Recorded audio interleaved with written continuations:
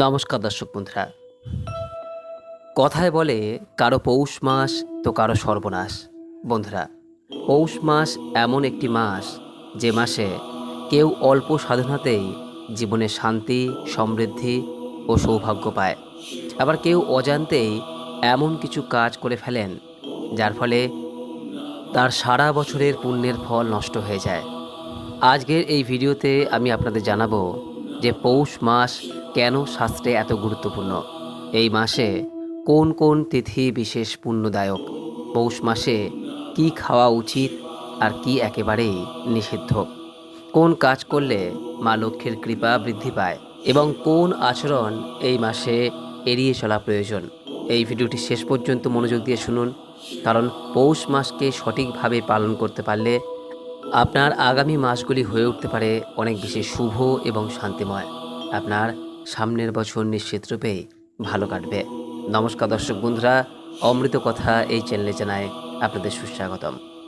বন্ধুরা, বাংলা ক্যালেন্ডার অনুসারে পৌষ মাস হলো বছরের নবম মাস। তবে এই পৌষ মাস শেষ হতে না হতেই শুরু হয়ে যায় নতুন বছর। সেই কারণে এই মাসকে বলা হয় অভ্যাস তৈরি করার মাস। মূলত এই মাসের পূর্ণিমার সময়কালে চন্দ্র যেহেতু পুষ্যা নক্ষত্রে অবস্থান করে, সেই কারণেই এই মাসের নাম হয়েছে পৌষ মাস। সূর্য এই মাসে রাশি পরিবর্তন করে ধনু রাশিতে প্রবেশ করে, ফলে এই সময়কালে দিন ছোট হয় ও রাত দীর্ঘ হয়। যেহেতু সূর্যকে সমস্ত গ্রহের অধিপতি বলা হয়, তাই সূর্যের এমন অবস্থান অন্যান্য গ্রহ ও নক্ষত্রের ওপর বিরূপ প্রভাব ফেলে। সূর্যকে এই সময় মলিন বলে গণ্য করা হয়। এই কারণে এই মাসকে খর মাস ও মল মাস বলা হয়। তাই প্রায় সমস্ত ধরনেরই মাঙ্গলিক কাজ এই মাসে নিষেধ করা হয়েছে। সূর্য যখন মকর রাশিতে প্রবেশ করে, অর্থাৎ সূর্যের যখন উত্তরায়ণ হয়, তখন থেকেই আবার শুভ কাজগুলি শুরু করা যায়। বন্ধুরা, এই কারণেই এই পৌষ মাসকে সূর্য দেবতার উদ্দেশ্যে সমর্পিত করা হয়।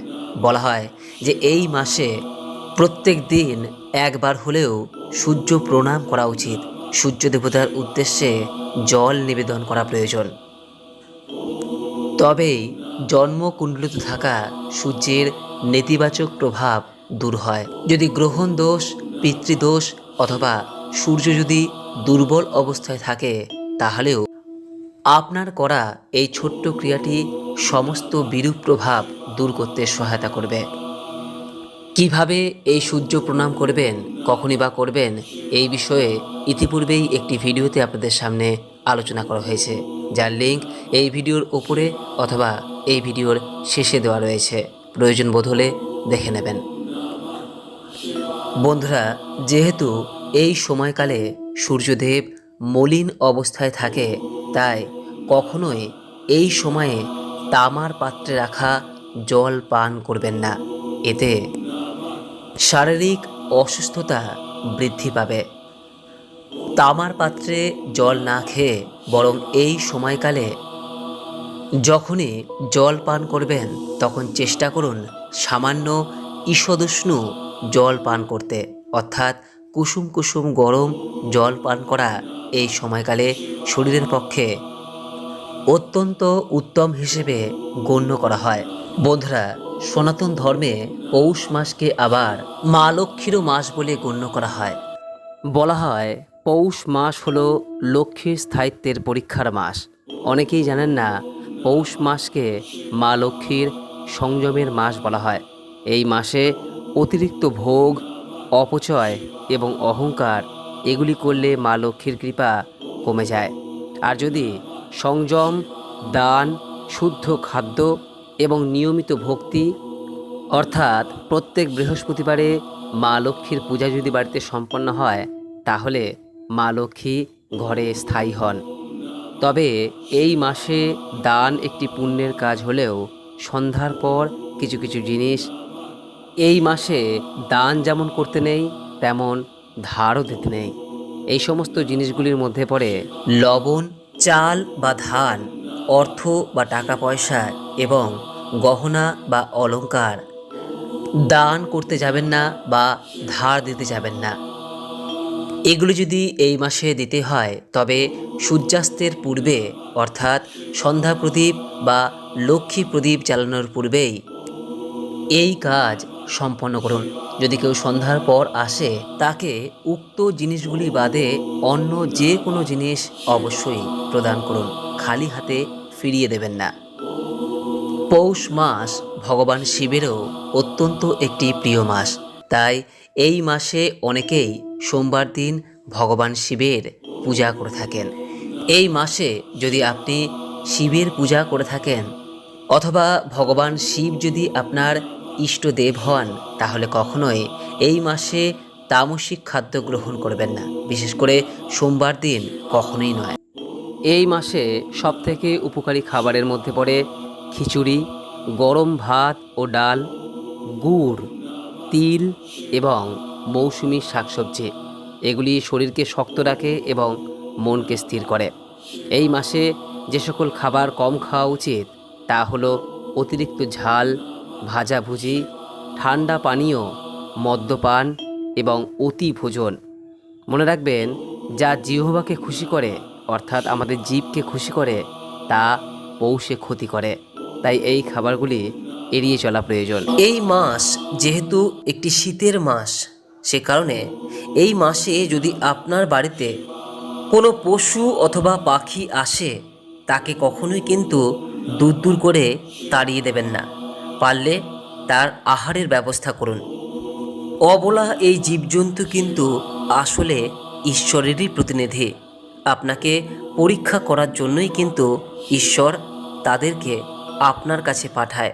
তাই এই পৌষ মাসে কোনো অবস্থাতে তাদের বাড়ি থেকে তাড়িয়ে দেবেন না। আসলে তাদের বরং যত্ন নিন, এতে শনিদেবের কুদৃষ্টি থেকে আপনি আপনার পরিবার অনেকটাই মুক্ত হতে পারবেন এবং শিবজির কল্যাণে আপনার গৃহে সর্বদাই সুখ শান্তির পরিবেশ বজায় থাকবে।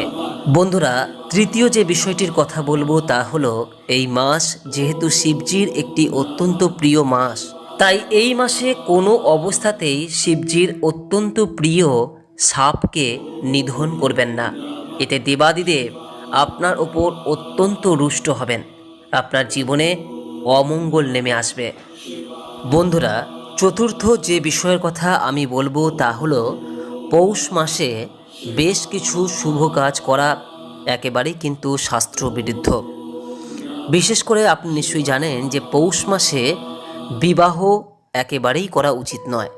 এর পাশাপাশি গৃহ নির্মাণ শুরু বা গৃহপ্রবেশ, উপনয়ন এই সমস্ত কাজ পৌষ মাসে করা একেবারেই উচিত নয়।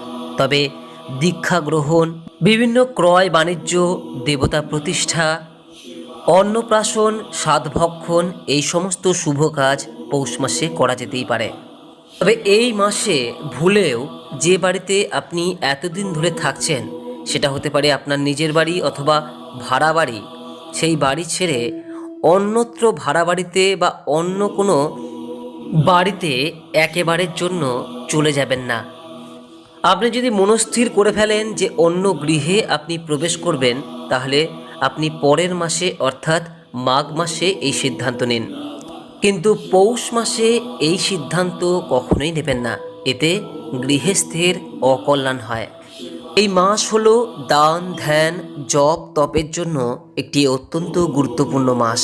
তাই এই মাসে অতি অবশ্যই অন্তত সোমবার দিন হলেও শিবজির আরাধনা করুন এবং তার মাথায় জল ও ফুল বেলপাতা নিবেদন করুন এবং সম্ভব হলে প্রত্যেক সোমবার দিন অন্তত মহামৃত্যুঞ্জয় মন্ত্রটি 108 বার শ্রবণ করুন এবং সর্বদাই এই বিষয়টি মাথায় রাখবেন, এই মাসে আপনার গৃহে আগত কোনো দরিদ্র, অভুক্ত, গরিব মানুষকে খালি হাতে ফিরিয়ে দেবেন না, কারণ তারা কিন্তু ভগবানের প্রতিনিধি। আপনার সাধ্য ও সামর্থ্য অনুযায়ী তাদের কিছু দান করুন, পারলে তাদেরকে শীতের কোনো পোশাক বা কম্বল দান করুন।